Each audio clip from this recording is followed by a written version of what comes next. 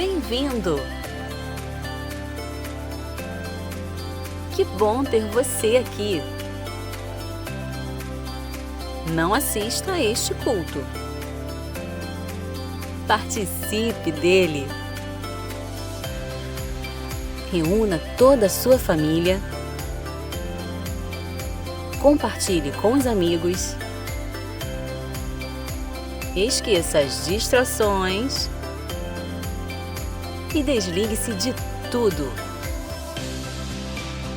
Conecte-se com Deus. Ele te ama tanto. Ele tem algo para você hoje.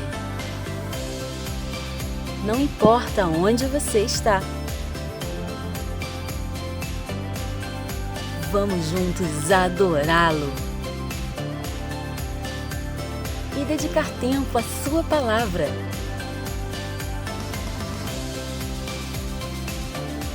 O culto vai começar. Obrigado por estar aqui. Deus abençoe sua família. Nos acompanhe nas redes sociais. Igreja Batista do Meia. Chamados para transformar vidas. Boa noite, querido, querida, família IBMER e todos os que nos acompanham por esta transmissão. Seja bem-vindo em mais um culto que prestamos ao Senhor, ainda de casa em casa.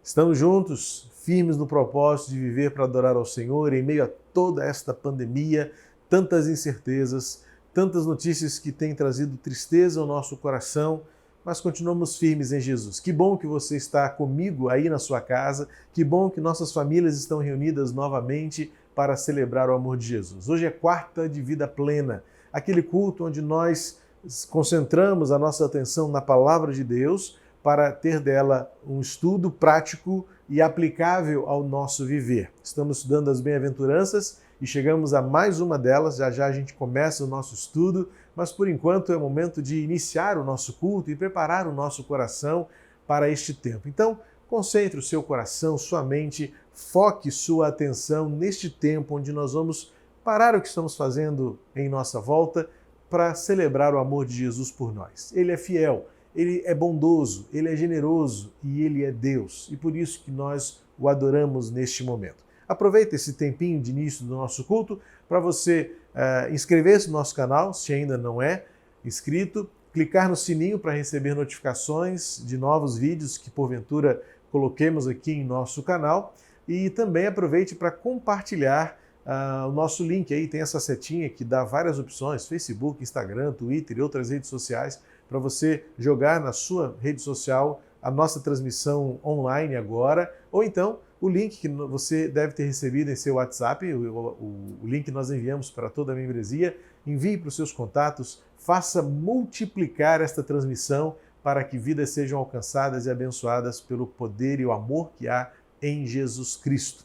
Que bom que você está aqui. Nós ainda estamos de casa em casa. Já já eu vou voltar a falar sobre o vídeo, a informação que eu dei à igreja na madrugada de segunda para terça-feira, face ao decreto da nossa prefeitura. Eu vou entrar em mais detalhes daqui a pouquinho, mas é importante você manter o seu coração firme em Jesus, esperançoso no propósito de Deus para nós e continuar aprendendo neste tempo tantas coisas que o Senhor tem a nos ensinar enquanto atravessamos este período crítico de pandemia, de coronavírus, de Covid-19 e o nosso coração se mantém firme em Jesus. A gente volta a dizer: até aqui o Senhor nos ajudou. E é por isso que nós mantemos o nosso coração esperançoso e alegre. A alegria na palavra de Deus está firmada na esperança.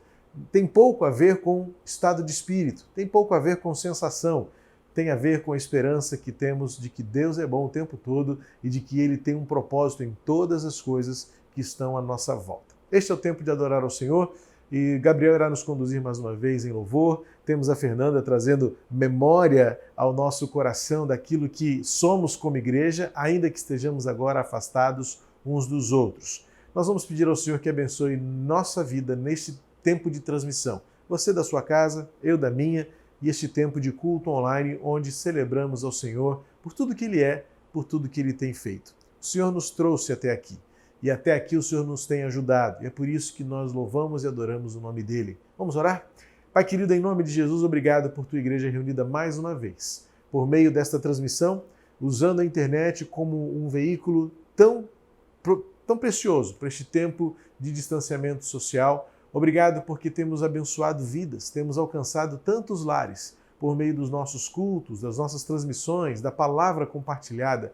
Que o Senhor continue a nos dirigir, a nos fortalecer, a nos dar discernimento e sabedoria para cada decisão sendo tomada e que no teu tempo, na hora certa, possamos observar e constatar que foi e tem sido a tua boa mão trazendo-nos até aqui, sustentando-nos e guardando-nos. Consola aqueles que estão vivendo a perda, a dor, o sofrimento, a angústia, a incerteza. Fortalece e usa este tempo de culto para trazer ao nosso coração conhecimento, sabedoria, entendimento e vida para que possamos aplicar a cada dia a tua sabedoria, a tua glória, o teu querer. Em nome de Jesus é que eu oro. Amém. Vamos louvar o Senhor? Gabriel irá nos conduzir em mais um momento de adoração. Eu volto a dizer, não ouça apenas. Cante. Nossa equipe de transmissão tem conseguido colocar as letras dos cânticos justamente para favorecer você a participar do nosso culto, não apenas ouvindo, mas especialmente adorando junto conosco. Vamos louvar ao Senhor?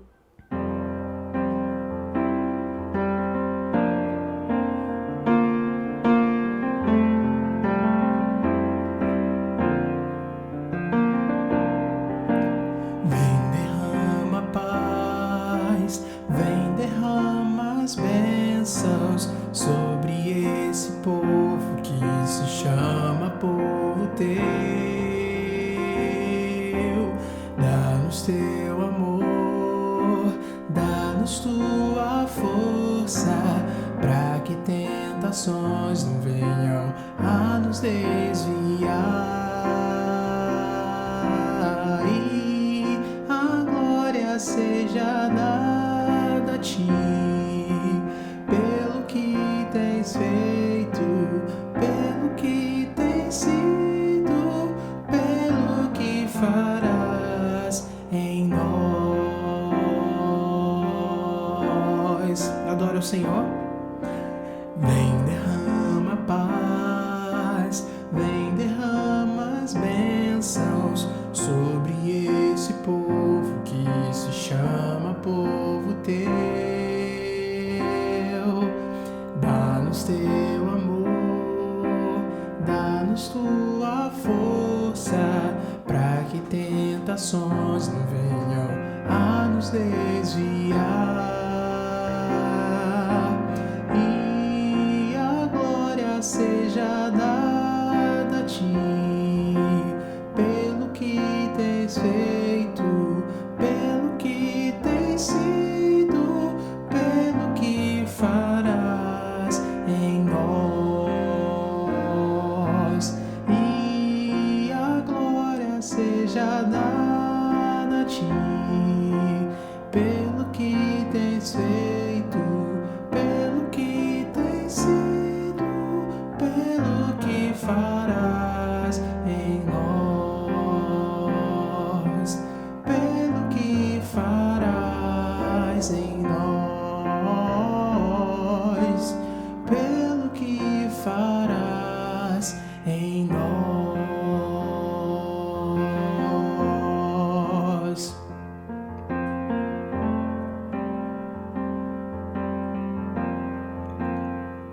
Se tu olhares, Senhor, para dentro de mim,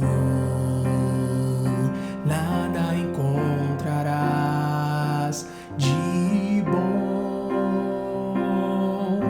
mas um desejo eu tenho de ser transformado.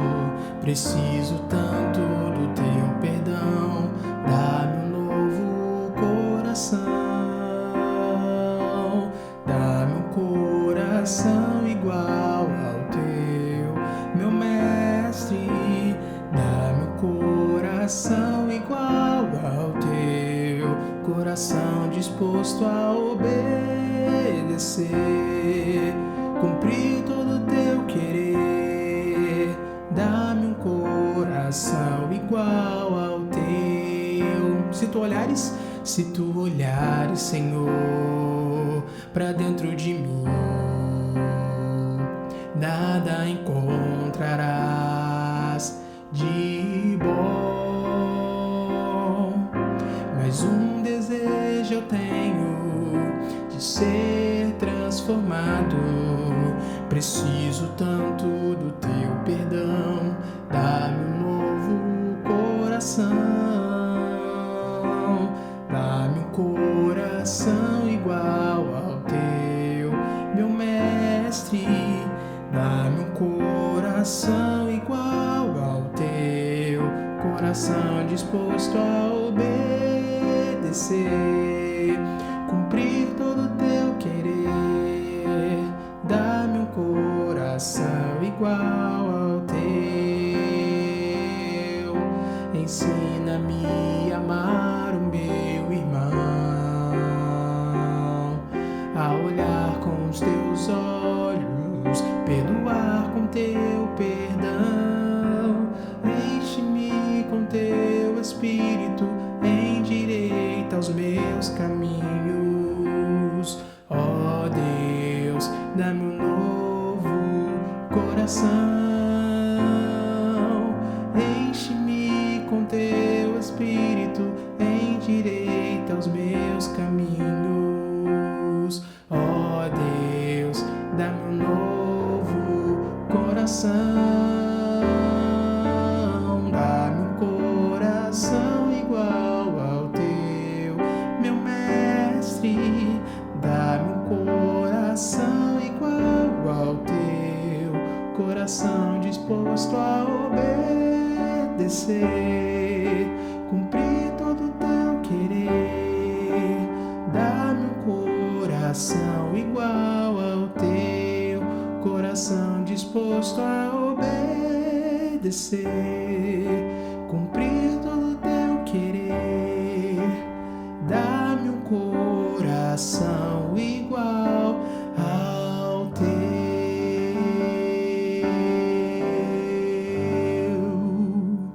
Amém. Obrigado, Gabriel. Obrigado por nos inspirar. Aliás, eu quero registrar aqui a nossa gratidão por todas essas semanas em que você tem sido instrumento de Deus para nos conduzir neste tempo de adoração. Obrigado pelo seu empenho, obrigado por sua dedicação. Ao mesmo tempo que eu também agradeço as nossas intérpretes de Libras, que de modo incansável têm participado de todos os nossos cultos online, desde que nós iniciamos este tempo de transmissões online. Nossas meninas se revezam a cada culto, em cada momento, e têm sido importantíssimas para a acessibilidade, para fazer a nossa mensagem chegar a todos. Também nossa gratidão à Fernanda, que tem nos trazido essas memórias que renovam a esperança e também a expectativa de estarmos juntos. Obrigado a Lívia, que nos traz notícias missionárias. E a propósito, eu quero lembrar você que a nossa campanha de missões mundiais, a ênfase que temos dado ao desafio missionário no mundo, terminará este ano, no próximo domingo, dia 31. Em situações normais, a nossa campanha dura março e abril. Nós estendemos até o final de maio, justamente porque entendemos que o momento é peculiar, né? É próprio para isso. Mas a gente já precisa mudar a chave e avançar em novas páginas para outros desafios missionários. A partir do mês de junho e julho, nós vamos focar a nossa atenção no desafio bem pertinho de nós, a nossa Jerusalém. Saímos dos confins do mundo, né, como diz Atos 1:8, e voltamos agora a nossa atenção para a nossa Jerusalém, nossa cidade.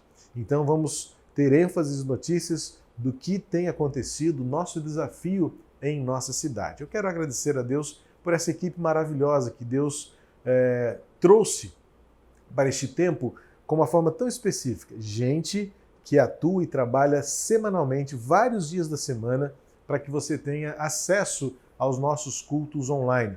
O que não posso esquecer também de falar do Pedrinho, nosso querido Pedrinho, e do Vitor, que trabalham nas edições de todos os nossos cultos. Trabalham muito, até muitas vezes altas horas da madrugada, para que os cultos fiquem em ordem, com qualidade, com a excelência que Deus merece e que você também precisa receber, para que juntos cultuemos ao Senhor de casa em casa. Então, fica aqui o meu registro, a minha gratidão a esta equipe preciosa que Deus reuniu para nós suprirmos este tempo de crise, para que a nossa igreja continue suprida pela palavra e pelas nossas experiências de celebração, ainda que por enquanto online. E por falar em por enquanto, você deve ter recebido na noite de segunda para terça-feira, e ao longo da terça-feira a notícia se espalhou rapidamente, potencialmente, nós alcançamos até muitas pessoas, além da nossa família, não é? As publicações no Facebook e no Instagram alcançaram outras igrejas. Recebi relatos de pastores que agradeceram o posicionamento, que os ajudaram também a definirem suas posições, ainda que não tenha sido esse nosso objetivo. Como eu disse no vídeo, o objetivo era orientar a nossa família. Se serviu de influência e se serviu de estímulo para que outras igrejas se posicionassem quanto a isso, bênção de Deus e oportunidade preciosa que Deus nos deu. Mas é importante reafirmar aqui e trazer algumas informações a mais do porquê nós tomamos essa decisão de ainda não retornarmos os nossos cultos no próximo domingo, dia 31, mesmo que a nossa prefeitura tenha autorizado as igrejas reabrirem suas portas. Eu entendo que duas palavras podem expressar o que eu senti ao ler o decreto: precocidade e algo temerário. Para mim, salvo o melhor juízo e com todo o respeito que as autoridades merecem, primeiramente porque nós não fomos obrigados a voltar. Foi nos permitido voltar. E diante desta permissão, passamos a refletir. Você deve saber, deve lembrar, nós montamos um grupo de trabalho, há alguns irmãos e irmãs de nossa igreja, técnicos em áreas de logística, de protocolo, há pessoas que fazem parte dessa equipe e já estão trabalhando nas suas empresas, preparando-se para o retorno, então estão trazendo conhecimento e experiências de outras áreas de atuação. Nós somos unânimes em entender que reabrir nossa igreja neste domingo, dia 31, será precoce. Nós ainda não estamos prontos para retornar. E olhando a fundo o decreto, é importante que todo mundo ouve só a manchete, né? A prefeitura autorizou reabrir. E aí pergunta, por que o pastor não vai reabrir a igreja? Por que a igreja não decidiu reabrir? É porque o decreto traz algumas questões importantíssimas que precisam ser levadas em conta para nós pensarmos se de fato é viável ou não, se é necessário ou não. Primeiro porque o decreto impõe algumas restrições. O decreto afirma e determina que os auditórios só poderão ter capacidade de ocupação de 1/12 da sua capacidade. Ou seja, trocando isso em miúdos, o nosso auditório, na nave principal, eu não vou nem considerar a galeria, até porque a galeria é muito mais difícil. Quem frequenta a galeria sabe que os espaços são mais estreitos entre uma fileira e outra, não há eu diria, propriamente assim, um conforto de acesso, a escada, o acesso muito estreito, e a gente precisa de ambientes abertos, de ambientes mais arejados. Então vamos considerar que decidamos abrir apenas a parte de baixo. A nossa parte de baixo ali, o auditório principal, não chega a 600 lugares. É um número que aproxima-se de 550, mais ou menos, assentos. Então, vamos arredondar para 600. Suponhamos que o nosso auditório tem uma capacidade de 600 assentos. Significa que, pelo decreto da prefeitura, nós só poderemos ocupar, respeitando o distanciamento de 2 metros por pessoa, de 50 lugares, porque isso representa 600 dividido por 12, 1/12 de 600. Então, nós só poderemos permitir o acesso por culto de 50 pessoas ali dentro. Não fica claro, por exemplo, se 50 pessoas incluem a equipe que dirigirá o culto, eu e a banda e os vocalistas, ou apenas apenas a audiência, né? Apenas os que irão participar do culto como ouvintes ou assistentes do culto. Isso não está claro. Então vamos considerar, inclusive, que isso inclui todo mundo dentro do auditório, que para mim faz mais sentido. Não é? Entendo que 1/12 é a presença de todos, incluindo quem está lá na plataforma. Então esse número se reduz de 50 pessoas para talvez 40, porque nós temos na equipe de culto ali, eu, normalmente mais 3 ou 4 instrumentistas e mais 4 vocalistas, e ainda que a gente reduza este número ali da equipe de culto, também não será um número suficiente.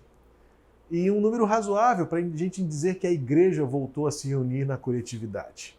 Eu entendo, alguém pode contrapor e dizer assim, ah, pastor, mas onde estiverem 2 ou 3 reunidos em meu nome, ali estarei. Sim, eu concordo. Mas, por outro lado, a igreja é lugar de ajuntamento, a igreja é lugar de acesso. O nosso mote, né, a nossa divisa como igreja para este ano são os 4 As: aproximar, abraçar, acolher e amadurecer. E eu não ficarei, e não ficaria confortável se tiver de restringir o acesso a um número tão pequeno de pessoas para os nossos cultos. Alguém pode contrapor também, a gente pensa em todos os contra-argumentos, né? Por que então não fazemos mais de um culto por domingo?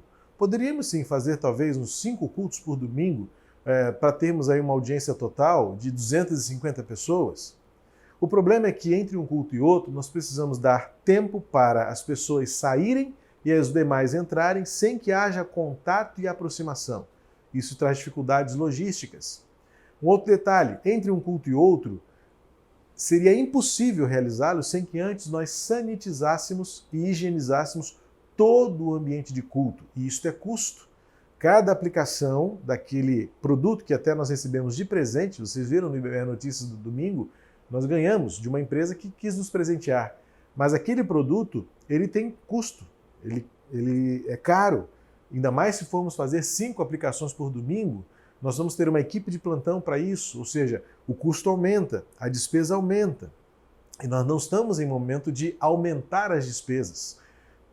E a gente tem que pensar em todos os prós e os contras.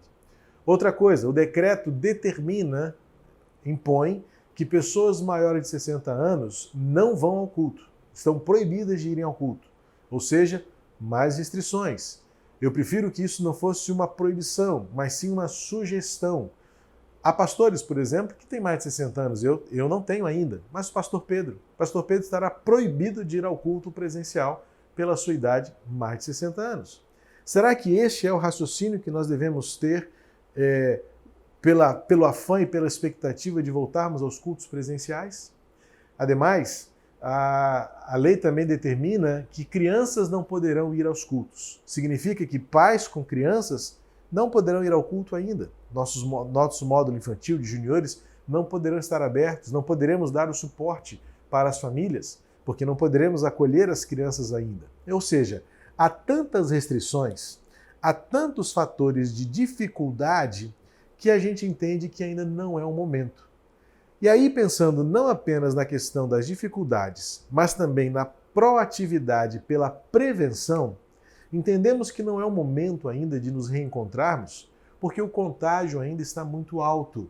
O vírus ainda está passeando demais de mão em mão, de contato em contato, de superfície em superfície. E entendemos que se houver um aumento desta curva numérica de casos detectados e até de mortes, infelizmente, a nossa sociedade poderá imputar às igrejas este aumento. Porque no meio da pandemia, qual foi a única organização que reabriram as portas? As igrejas. E eu gostaria muito que essa sociedade nunca imputasse às igrejas o risco de morte e o perigo do aumento da contaminação pelo novo coronavírus. Ao contrário, eu disse já em outras oportunidades que eu gostaria até que as igrejas fossem as últimas portas a serem abertas, por uma razão muito simples. A igreja não depende de portas abertas para ser igreja. Nós temos sido igreja ao longo de todos esses quase 3 meses completos de distanciamento social. Dia 15 de junho completaremos 3 meses de distanciamento social e nós não deixamos de ser igreja. Nossos cultos têm sido celebrados com toda a qualidade que a gente se esforça para dar. A palavra continua sendo pregada e digo mais, a palavra, pelas transmissões da internet, provavelmente tem alcançado simultaneamente muito mais pessoas do que alcançaríamos em circunstâncias normais. Por exemplo, a nossa conferência online, que aconteceu durante a semana, teve uma média diária de 1.800 visualizações. Alguém pode me dizer em que momento nós tivemos em nosso auditório uma conferência sobre família em que tivemos a cada noite 1.800 pessoas assistindo, no mínimo, porque 1.800 visualizações não significam 1.800 pessoas. A média é que a cada visualização registrada pelo canal do YouTube seja 2 ou 3 pessoas assistindo juntas, em média. Significa então pensar que efetivamente nós temos alcançado muito mais pessoas neste mundo conectado do que se nós fizermos presencialmente. Então, o culto presencial, por enquanto, ele ainda é muito arriscado pela questão do contágio. E em benefício da palavra, nós temos alcançado muito mais pessoas. E como eu tenho dito, a igreja continua ativa e atuante pelos meios da coletividade. Reuniões pelo Zoom, classes acontecendo pelo Zoom, reuniões de oração acontecendo por plataformas digitais. Eu tenho atendido pessoas, feito aconselhamento pastoral via videoconferência, olhando a pessoa e a pessoa me vendo, é melhor do que a própria ligação. Nossos diáconos têm feito contato com as pessoas idosas, a juventude tem estado reunida, os adolescentes semanalmente têm várias reuniões online. Nós temos, pastor Pedro e pastor Fabrício também como pastores, pastor Israel, temos atendido pessoas, aconselhado pessoas, orientado pessoas, encaminhado pessoas. Significa dizer que nós estamos em paz com essa decisão e certos de que Deus nos dirigirá no tempo apropriado, em que, como diz Eclesiastes, o tempo próprio para todas as coisas. Por isso, meus amados, eu quis entrar em detalhes a mais, porque o vídeo era curto, o vídeo era um vídeo de informação pelas redes sociais, então não deve passar de 3 minutos, até passou 3:25, mas eu precisava voltar nesta quarta-feira a entrar em detalhes, para que você entenda que não foi uma decisão, primeiramente, só minha, foi uma decisão de uma equipe que está trabalhando sobre isso, e a decisão de retornar também não será nem só minha, nem da equipe. Teremos o respaldo da diretoria da igreja e do conselho de líderes, que é a liderança representativa da igreja. Não é? Algumas decisões precisam ser tomadas pelo princípio democrático da delegação. A igreja elegeu uma diretoria, a igreja nomeou um conselho de líderes que tem uma representação direta pela membresia da igreja, e é preciso que a igreja confie na nossa liderança e saiba que estamos fazendo da forma mais temente a Deus, mais dependente de Deus e visando o bem da coletividade. No momento como esse, mais do que nunca, o indivíduo, a minha vontade, a minha sensação não pode prevalecer diante do que importa para a coletividade. Nós somos uma grande família e nesta família nós temos muitas pessoas maiores de 60 anos, algumas pessoas que têm as chamadas comorbidades, que são fatores de risco que aumentam potencialmente a complexidade da enfermidade. Temos em nossa família alguns dos nossos irmãos que possuem a chamada imunossupressão, pessoas que por doenças adquiridas são mais frágeis, mais suscetíveis à contaminação por qualquer outro tipo de vírus. Nós estamos cuidando das nossas pessoas, nós estamos cuidando do nosso povo, cuidando da nossa família. E por último, eu quero reforçar uma questão importante, que é o nosso jeito de fazer a coisa certa. No momento como este, a igreja precisa ser o refúgio, mas a igreja somos nós. É você onde você está, no seu telefone, na sua rede social, no seu contato, no seu story. Aproveite esse tempo, não é para falar de coisas que não fazem diferença na eternidade. Cuide das pessoas por meio daquilo que você posta. E você é a igreja fazendo a mensagem de Cristo se multiplicar e se espalhar. A igreja não pode depender de portas abertas, porque há países onde as portas nunca foram abertas e a igreja continua viva e testemunhando a graça e a misericórdia de Jesus. Portanto, esta nossa decisão tem por objetivo dar um testemunho de que nós somos igreja para fazer diferença nas pessoas. Pense comigo, simule no seu entendimento que a igreja está sendo a primeira instituição a reabrir as portas no momento da pandemia. Se em junho ou julho esta curva vier a aumentar novamente e nós tivermos mais números de casos e porventura a curva se aumentar potencialmente, sabe o que as pessoas dirão? A igreja foi a culpada disso. Nós não podemos permitir que isso aconteça. Nós precisamos fazer com que as pessoas lembrem-se de que a igreja contribuiu e ajudou a sociedade, o mundo, a vencer esta crise com esperança, com sabedoria e com ações que preservam vidas e que falam do amor de Jesus por todos nós. Portanto, eu reafirmo, e com todo respeito, não quero soar aqui rebelde, reacionário, de forma nenhuma. Eu apenas acho que essa decisão não cumpriu o seu papel. Ela foi precoce e temerária. Bom será se as igrejas, na liberdade que devem ter de tomarem suas próprias decisões, fosse de fechar ou fosse de abrir, Lembro bem que quando nós decidimos fechar as portas, não foi porque nos impuseram. A decisão inicial foi teatros e cinemas, e nós entendendo que a igreja se parecia em configuração com o teatro e com o cinema, nós tomamos uma decisão livre de suspender nossas atividades em culto. Eu prezo pela liberdade, eu luto pela liberdade, eu falo pela liberdade. Nós precisamos fazer aquilo que configura a liberdade de escolha, a liberdade de consciência, a liberdade de decisão. É um papel fundamental nosso como cidadãos e também como igreja. Então nós não estamos sendo obrigados a reabrir, como na época não fomos obrigados a fechar quando nós decidimos fechar. Depois sim, na semana seguinte houve um decreto que obrigou as igrejas a fecharem, mas nós já tínhamos decidido fechar. Livremente, por uma questão de consciência e responsabilidade com a nossa sociedade. Da mesma forma agora, nos foi permitido reabrir, mas nós não reabriremos ainda, pela liberdade que temos de escolher aquilo que entendemos ser o melhor para as pessoas deste tempo. Portanto, que Deus nos abençoe e eu conto com a sua oração para isso. Com a palavra Fernanda, que vai trazer à memória aquilo que renova a esperança. Eu quero dizer mais uma vez para você, se tem alguém que quer ver a igreja reunida de novo, como a gente vai ver agora, sou eu.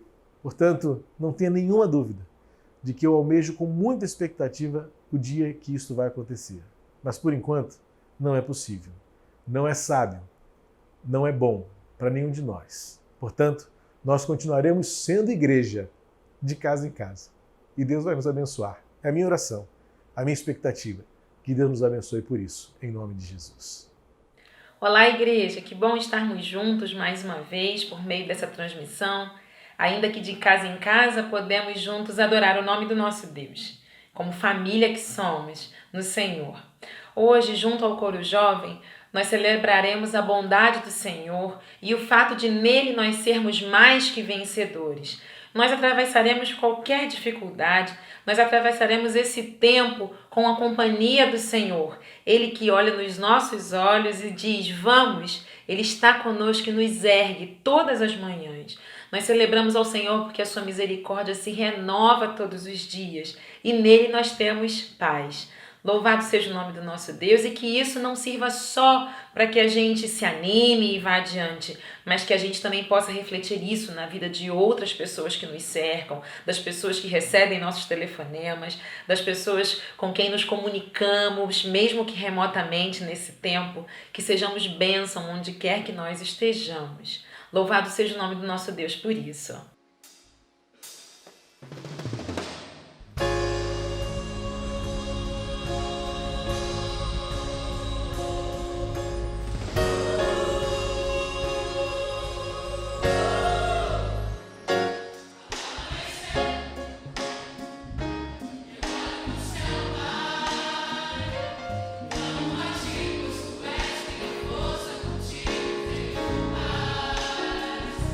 Amanhecer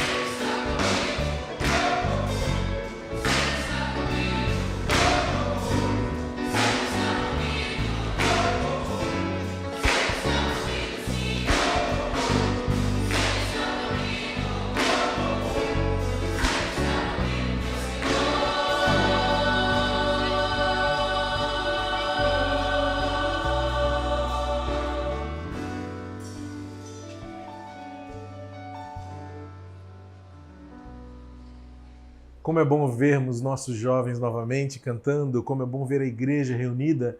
Meu desejo é que essas imagens façam você compreender que valerá a pena esperar um pouco mais e que valerá a pena voltarmos todos juntos, quando isso for possível, ou pelo menos com um número bem maior do que apenas 50 pessoas a cada culto. Chegamos em mais uma bem-aventurança, Mateus capítulo 5, desta vez o versículo 9, chegando a mais uma bem-aventurança, mais uma virtude, uma marca característica daquele que ama e segue a Jesus. Jesus Cristo, reunido com seus discípulos, apresentou o chamado Sermão do Monte e nele mostrou de forma resumida, organizada, uma síntese do que é o discipulado de Cristo, como é amar, viver e seguir Jesus. A cada quarta-feira nós temos refletido sobre uma das bem-aventuranças, ou em algumas traduções mais antigas, beatitudes. É interessante que beatitudes vem de beato, não é? O fiel, o leal a uma convicção, a uma fé, mas é legal essa sonoridade da palavra beatitudes, porque acaba aqui no final nos lembra que a verdadeiro seguir a Jesus é uma atitude e não um sentimento, uma emoção. Bem-aventurados os pobres de espírito, bem-aventurados os que choram, bem-aventurados os mansos, bem-aventurados os que têm fome e sede de justiça, bem-aventurados os misericordiosos, bem-aventurados os limpos de coração e agora, bem-aventurados os pacificadores, porque eles serão chamados filhos de Deus. Mateus 5, versículo 9, mais uma vez. Bem-aventurados os pacificadores, porque eles serão chamados filhos de Deus. Bom, algumas coisas importantes que eu preciso chamar a sua atenção neste versículo, porque ele foi um escândalo na sua época. Sim, porque os discípulos aguardavam o Messias de guerra, aguardavam o Messias beligerante, aguardavam o Messias que fosse, ainda que à força, tirar os dominadores do poder e restabelecer o reino de Israel. Foi surpresa para eles verem o Messias pacífico, um Messias que trouxe paz. Mas evidentemente que vem aí o entendimento de que paz é esta. Mas foi um escândalo tão grande que você sabe a história. João Batista mandou seus discípulos irem a Jesus. João Batista estava preso e pediu aos seus discípulos que fossem a Jesus perguntar a ele: você de fato é o Messias? Ou seja, parece que o que estamos vendo não tem a ver com aquilo que nós esperávamos. É interessante esta percepção, porque Jesus, para muitos, não é aquilo que se espera, mas é sem dúvida alguma aquilo de que precisamos. A figura de Jesus, a mensagem de Jesus e a pessoa de Jesus, e Jesus encerra em si a palavra e nos faz entender que a palavra é uma pessoa, o amor é uma pessoa, a verdade é uma pessoa e agora a paz é uma pessoa. Sim, Efésios capítulo 2, versículo 14, o apóstolo Paulo diz que Jesus é a nossa paz. E é a nossa paz porque ele derrubou o muro que nos fazia separação com Deus. Jesus é a nossa paz e como pessoa ele vai além de um conceito. E é interessante, importante a gente refletir sobre o fato de que esta paz que Jesus é e que ele requer que nós também sejamos, por isso, bem-aventurados os pacificadores, bem-aventurados aqueles que promovem a paz, numa outra versão. Há uma outra versão ainda, bem-aventurados aqueles que trabalham em prol da paz. Coloca sobre os nossos ombros uma responsabilidade de replicar e reproduzir o estilo de vida, o jeito de Jesus ser e de viver. Tanto que ele causou escândalo à sua época. Era inadmissível o Messias que fosse falar de paz no momento onde eles precisavam de força. Era surpreendente para eles ouvir de um Cristo que vinha como o Messias, o enviado dos céus, falando de mansidão, falando de humildade, falando de serviço, quando eles queriam e esperavam um Messias forte, valente, que tirasse do trono os invasores e restabelecessem a ordem e o governo de Israel. E Jesus agora vai ensinar a eles que não é isto que ele veio fazer e não é desta maneira que os seus verdadeiros seguidores devem agir. Lembra de Lucas capítulo 14, versículo 27, quando Jesus diz aos seus discípulos: deixo-vos a minha paz. Não é a paz que o mundo quer dar. Então, veja que há uma contradição inicial, há um paradoxo daquilo que nós entendemos ser paz e aquilo que Jesus veio estabelecer como paz. Primeiramente, porque a gente vai entender que a verdadeira paz é Jesus. Ele é paz. Mas esta paz ela não é circunstancial, porque esta paz não tem um aspecto negativo de ausência de conflitos. Sim, para muitos, o estabelecimento da paz é a ausência da guerra. Não. Surpreendentemente, a paz não tem a ver com circunstância e não é uma realidade que nega a existência de conflitos. Não. A paz é uma convicção e uma certeza que brota de dentro para fora, fruto de uma convicção e de uma certeza de que somos inabaláveis diante das circunstâncias contrárias adversas e até mesmo diante dos adversários. Esta paz que Jesus dá é aquela que ele mesmo demonstrou sendo acusado injustamente, sendo inquirido pelos governantes de sua época, fossem eles políticos ou governamentais, como Pilatos, como Herodes, e também religiosos, como seus escribas e fariseus e sumos sacerdotes. E Jesus respondeu pacificamente: se você acha que eu sou o Cristo, é o que você está dizendo que eu sou. Veja que Jesus ensinou os seus discípulos a oferecerem a outra face quando lhe baterem numa, de você andar uma segunda milha quando alguém lhe pedir ou lhe mandar que você ande uma com ele.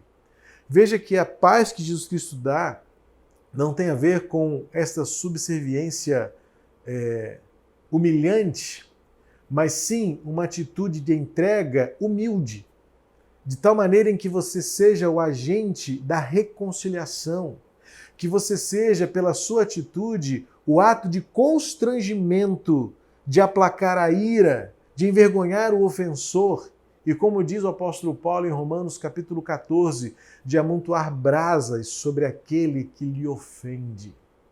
Ah, meus amados, como nós estamos precisando e carentes de pacificadores no mundo atual. E mais especificamente no mundo de hoje. Parece que esta palavra precisa ser lida e relida por todos, absolutamente todos, que optam pelo discurso mais alto, que optam pela truculência, que optam pela acusação e pelo juízo para o outro, sem considerar que a atitude do verdadeiro cristão é aquele que promove a paz, que estabelece a reconciliação, que constrói pontes derrubando muros, que reaproxima, que reconcilia e que vai ao encontro do coração do outro. O aspecto da pacificação a que Jesus se refere nesta bem-aventurança, lembrando que é muito mais do que a felicidade, mas é sim uma atitude, uma iniciativa, ou como eu disse lá no nosso primeiro encontro sobre as bem-aventuranças, uma atitude de marcha, de prosseguir, de avançar, de aguardar uma recompensa que está por vir. É aquele que verdadeiramente segue a Jesus e diz: no que depender de mim, eu terei paz com os outros, porque eu tenho paz com Deus. A guerra, o conflito, a ofensa, o debate, a gritaria tem a ver com o reflexo daquilo que o nosso coração tem.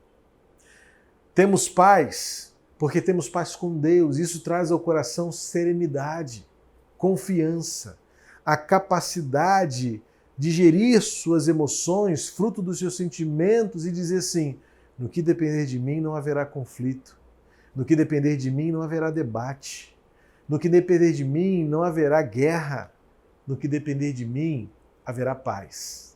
E se houver guerra, eu entrarei nela para restabelecer a paz. Se houver conflito, eu entrarei nele para estabelecer diálogo, reconciliação, juízo. Juízo que traz paz, que estabelece a justiça, no sentido bíblico de fazer aquilo que é certo, de fazer aquilo que é bom em prol do outro. Esse texto, como os demais, sempre está estabelecido nessas duas colunas: o que é referente à atitude do homem e aquilo que se refere como recompensa da parte de Deus.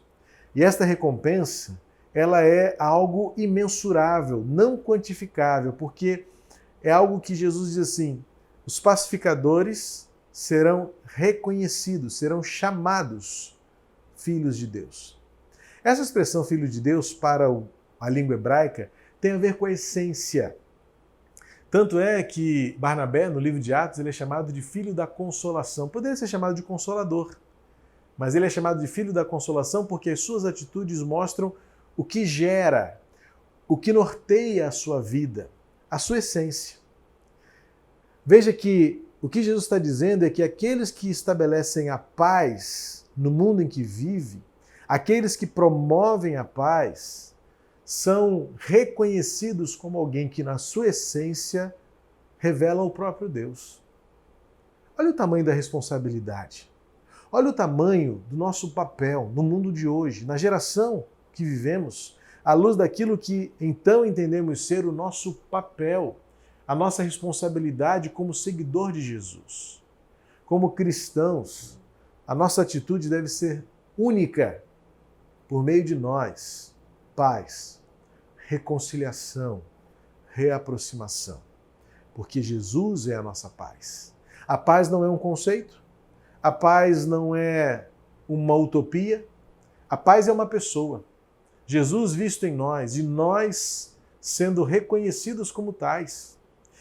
Esta palavra da bem-aventurança tem a ver com o modo como as pessoas nos veem, nossa atitude, nossa postura, nossas ações e reações em prol da paz, em prol da união, em prol da reconciliação, faz com que nós sejamos identificados como membros da família de Deus.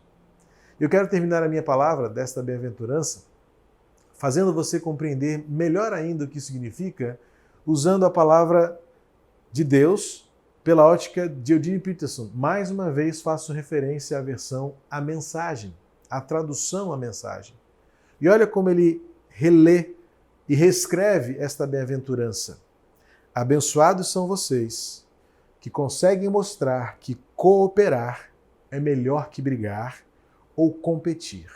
Portanto, pacificador é aquele que entende que a melhor atitude do cristão é a cooperação, é o ajuntamento, mais do que brigar ou ainda mesmo competir. E ele completa dizendo: desse modo, irão descobrir quem vocês realmente são. Descobrir quem? Os de fora. Os de fora olharão para nós e quanto menos competição, quanto menos briga, quanto menos debate, quanto menos ofensa houver a partir de nós, talvez você tenha as melhores justificativas para brigar. Talvez você tenha as melhores razões para ofender. Talvez você tenha no seu juízo, na sua racionalidade, as melhores justificativas para dizer o que você diz contra o outro. Seu posicionamento, suas convicções, sua esperança. Mas talvez isso não seja a melhor atitude, porque os de fora não olharão para nós como membros da família de Deus. Não olharão para nós, olhando em nós realmente quem nós somos. É o que Eugene Peterson diz. Deste modo, irão descobrir quem vocês realmente são e o lugar que vocês ocupam na família de Deus. Lugar de filhos. Só são reconhecidos como filhos de Deus aqueles que engolem as palavras agressivas, que engolem as palavras ofensivas e escolhem, por convicção, falarem apenas aquilo que traz paz, reconciliação e bênção para esta geração. Que o Senhor nos encontre pacificadores e que essas pessoas que nos rodeiam, especialmente neste tempo, onde falar ofensas, emitir juízo e brigar se tornou um jeito tão casual de ser, sejamos diferentes, bem-aventurados, por sermos conhecidos como aqueles que promovem a paz. Mesmo quando todos querem brigar, nós optamos por ser alguém que promove a paz. Que Deus abençoe você e que este tempo de celebração possa cumprir na sua vida o propósito de Deus para este tempo. Se você precisar de uma oração, se você precisar de um apoio, de uma palavra, entre em contato conosco, aqui está o nosso número de WhatsApp separado especificamente para este momento. Faça com que isto seja bênção na sua vida por meio de nós. Deus abençoe você. Vivamos como verdadeiros seguidores de Jesus. Pai querido, cumpra em nós o teu querer, faz a tua vontade se revelar e que encontre em nós verdadeiros pacificadores, seguidores de Jesus, filhos teus, em nome dele. Amém. Deus abençoe você e até domingo, em nome de Jesus, ainda de casa em casa. Estamos à sua disposição. Queremos ser igreja, somos igreja. Enquanto tudo isso não passar, viveremos juntos, firmes no propósito de seguir e amar ao Senhor Jesus. Até lá! Obrigado por estar aqui. Deus abençoe sua família. Nos acompanhe nas redes sociais. Igreja Batista do Meia. Chamados para transformar vidas.